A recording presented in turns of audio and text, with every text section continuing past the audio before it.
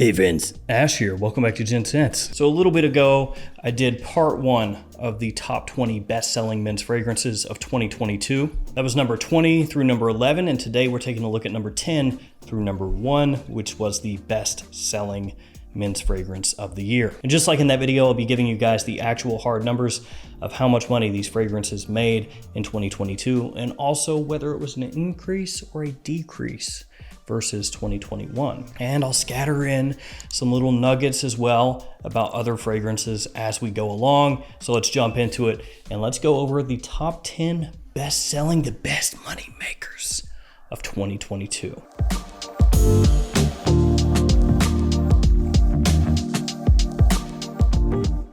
Friendly reminder, if you shop at maxaroma.com or twistedlily.com, use the code GENTS10 for 10% off your order. And as well, my fragrances, Blue Ridge, Terra Nova, and Jet Black Enigma, they're linked in the description at Michael Moldo's website. Use the code GENTS10 for 20% off and smell like me and also save some money. I'll have each one of these linked in the description below in case you want to check them out. Let's go ahead and jump into it with number 10. Giorgio Armani's Acqua di Gio Profondo. And this makes me happy. Profondo up there in the top 10, right where it should be.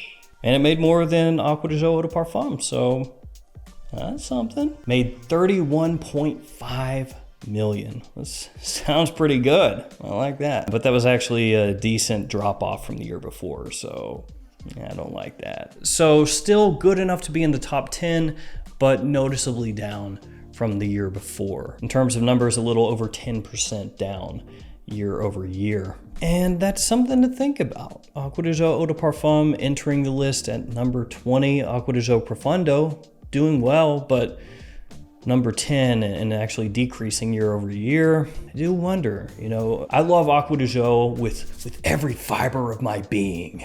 It's like Dracar Noir, Acqua di Gio. Yes. Number 9. Valentino Uomo, Born in Roma. Not Yellow Dream, not Coral Fantasy, just Born in Roma.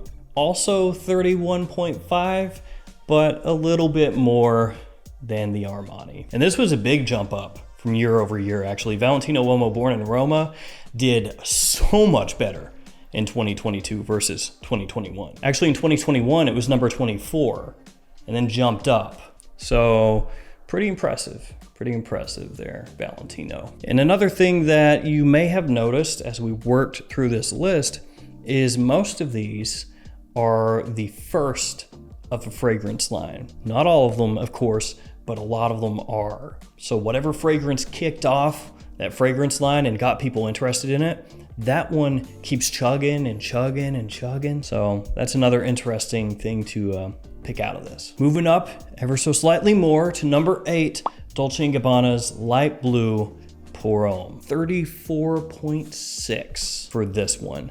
And what can you say? Light Blue Pour Homme, also light blue for ladies for that matter, ever since they came out, it's had its audience. People keep buying it, and it's still successful. And each year they can put out their limited edition summer release, their summer version of Light Blue, and make a little extra on the side. So Light Blue as a line, super successful. Even if the original Light Blue Pour Homme is not really to my taste as to something that I want to wear, I would go for one of the flankers, as I've said a million times before, but I will never take away from its success. And that's evident here. In the top 10, number 8, still crushing it. And of course, year over year, Light Blue, big increase. Number 7, the only niche fragrance to crack the top 20. It is from Creed, it's Aventus. Right at 43.9, really you could round up and just say 44. And that is actually a drop year over year. Made a little bit less in 2022 versus 2021.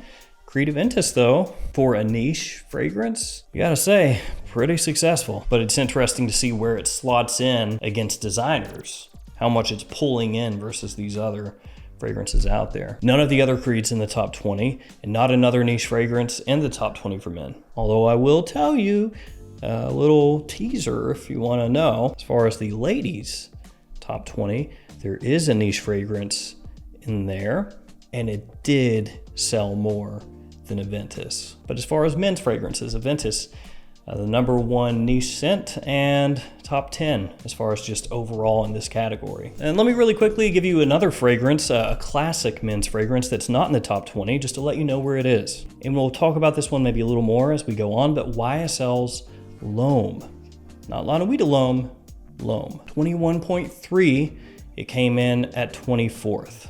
So just outside the top 20, YSL L'Homme still doing very well. Not too much of a surprise. I mean, that fragrance has that versatility, that wearability. You know, it has that opening with citrus and ginger that grabs people's attention. So it makes sense that it would still be creeping right around that top 20. All right, number 6. This is the original in the line.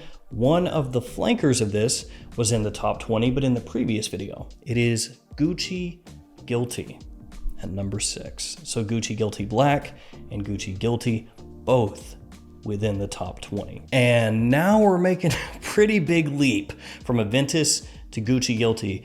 There is a chasm between the two. Guilty, 57 million. So about 13 million more than Creed's Aventus. Gucci Guilty is just riding high. And as I said in the previous video, of course, when I say that it made 57 million, that doesn't mean 57 million just got directly funneled into the CEO of Gucci's pockets, right? There's a lot that goes into a fragrance with the creation of it, the presentation of it, the wholesale of the fragrance to retailers, et cetera, et cetera. There's a lot of things that siphon off money. So at the end of the day, yeah, 57 million, that sounds gravy. They didn't make close to that. But still, if we're just talking retail, how much was sold?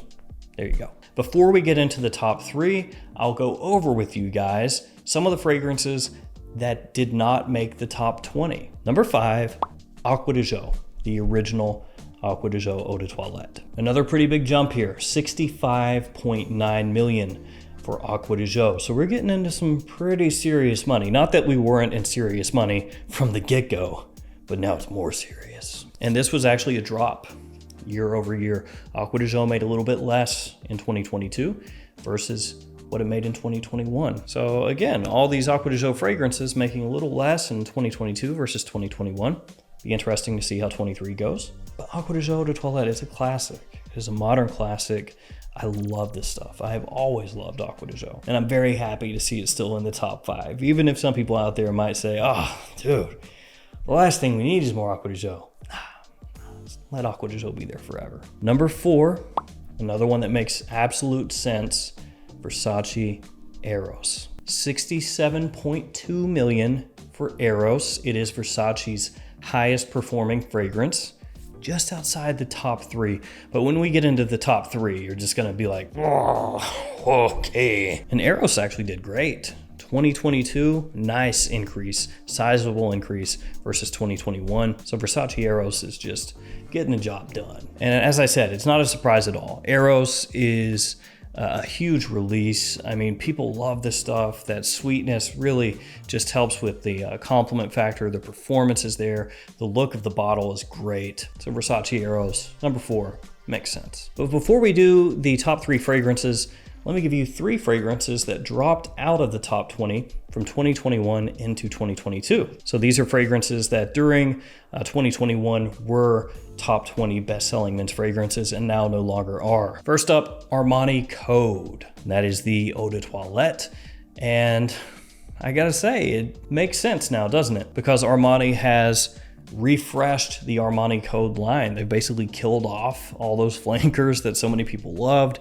They got the new bottle style going on. They just released the new Code Eau de Toilette in the new bottle style. And it seems like they're basically retooling that entire line. And it would seem to be because of lagging sales, you know, not up to snuff, not up to par with what Giorgio Armani is looking for. So to see Code, which is such a huge release, drop out of the top 20, and then all this other stuff is going on with the Code line, it kind of lets you know what's going on behind the scenes there. You can pretty easily put 2 and 2 together and be like, oh, K by Dolce & Gabbana dropping out of the top 20. And that's rough too for Dolce & Gabbana because K is like their blue fragrance. You know, it's the one that's supposed to go to battle against the big boys. And to see it now dropping out of the top 20 shows that maybe the legs on it aren't quite as good as they were hoping.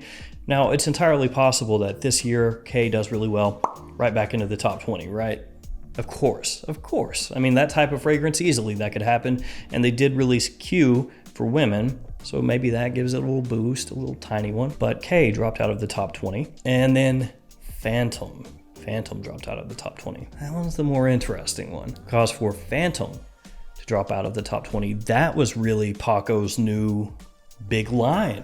Look at all the advertising they put behind this stuff. I mean, just bombarding everybody with stuff about that one in duty-free stores, online, everything, the whole Phantom robot deal, the website that they had set up for it, the connectivity with your phone where you would just hold your phone up to the robot and it would take you to the Phantom Universe website, all this stuff, all the different perfumers they had involved with it, saying that they created it with the help of AI. I mean, Phantom was like a Hail Mary, you know, they were going for it. And it was in the top 20, but now it's fallen out, whereas 1 million is still sitting there strong. So it makes you wonder, you know, did Phantom not quite catch on as much as they were hoping? But Phantom did come out in 2021, and we did not see a flanker last year for it, which I'm not saying you have to have an annual flanker, but for a lot of houses, annual flankers are a way that they let you know that the fragrance line is still in existence, right? All right. Here we go. Top 3. Number 3, YSL Y. Now, I do want to say one thing about the top 3. I think that what these brands have done is they have taken the line and condensed it into all the money that line made and presented it that way instead of breaking it out fragrance by fragrance, which most all the other houses are doing. So with YSL, they put YSL Y Le Parfum and YSL Y, which I'm going to assume is the Eau de Parfum. And then Acqua di Gio put Profundo, the original Acqua di Gio, and Acqua di Gio Eau de Parfum all broken out. But some of these, I don't think that's what they did. But let's keep it moving and you can decide on your own. So YSL Y, $95.6 million. Very, very far above number 4, Versace Eros. And this one did have a big year-over-year increase in 2022 versus 2021. And it makes sense. Y is a monster. We all know it.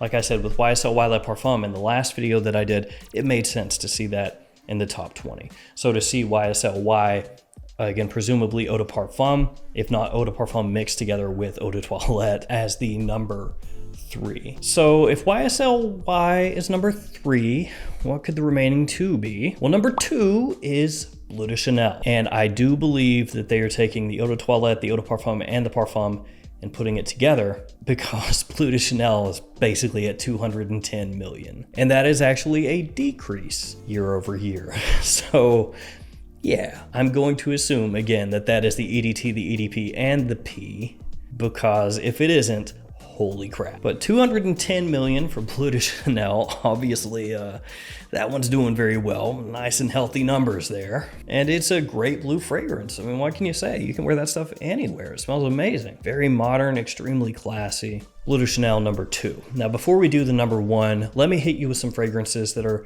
nowhere to be found in this top 20 list, just so you can see how crazy it kind of is. Now, I talked about Azzaro, the most wanted parfum, in the last video, but there's not a single Azzaro fragrance here. No Chrome, no Wanted, no nothing. Bulgari, nothing. Victor and Rolf, nothing. Dolce & Gabbana's the one?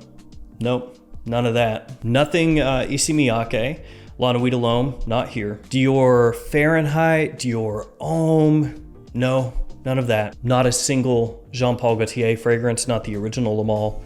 None of the flankers, not Le Male, Le Parfum, nothing Hermes. Also no Invictus fragrances, no Gentleman fragrances. There's a lot that you might have thought, oh, that'll sneak in somewhere in the top 20.